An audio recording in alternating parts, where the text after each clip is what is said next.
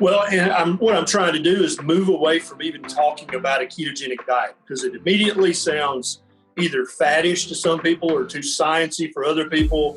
Also, if you're doing keto, then probably, there's going to be some guru out there who recommends that you check your ketones. Yes, which I don't think is necessary at all. And so Nisha and I and some of our close friends are beginning to refer to this as the proper human diet. And so this makes it sound, first of all, very natural, very normal. Actually, it's proper. It's good. It is a human diet. So there's nothing faddish or weird about it. Experimental. We've been eating this way for our entire time on this planet. And it's a diet. And by diet, we don't mean a diet like Weight Watchers. We mean a diet as in a way of eating.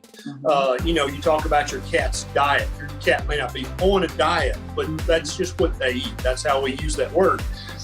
And so if you're eating a proper human diet and you are avoiding all sugars, added or natural, you're avoiding all grains, and you're avoiding all industrial seed oils, and then you've got your carbohydrate knob and you've decided you're going to set that at 100 or 50 or 20, wherever you decide to set it, then you get immediate feedback from your body. You don't have to monitor anything. Unless you're diabetic, I want you to watch your blood sugars, just mainly so you can give yourself high fives in the mirror, but also just to, out of a kind of a overwhelming sense of trying to be as safe as we possibly can. And but that's it. You don't have to. And so you eat basically lots of fatty meat and some veg, and that's it. And you eat, and then this brings back this whole other thing. You don't count calories. You don't have to. You don't portion control. You don't have to. Right? How many times have you breathed in the last minute? Are you tracking that? You have an app that you're not tracking that because your body's got that. Your brainstem and your hormones have got that set exactly where it needs to be, and they adjust it from minute to minute.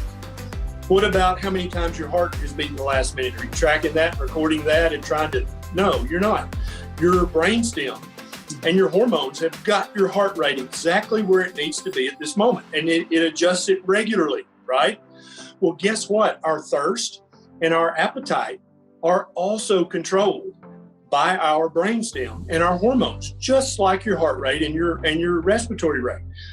But if you're eating habit-forming, addictive, improper foods, then you're mucking up your appetite and your thirst centers, and they can't function properly because you're basically poisoning them. But when you follow the 3 axioms, remove those things, and you set your carbohydrate knob, then all of a sudden your hunger stops betraying you. Right? Once you broke the addiction to the habit-forming grains and other carbohydrates, then you don't feel hunger when you're really bored or when you're under stress or when your addiction is calling you. That goes away. And the same, and there's all these gurus who tell you to drink 2 gallons of water a day, and if you're hungry, you should drink water because you may be you may just be thirsty. All that foolishness kind of goes away, and you're left with, if you are hungry, eat.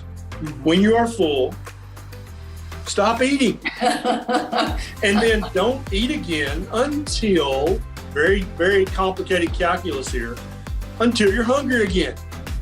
And that very basic advice starts to actually work again on a very low carbohydrate diet that doesn't include any of the inflammatory or habit-forming things that are in the standard American diet.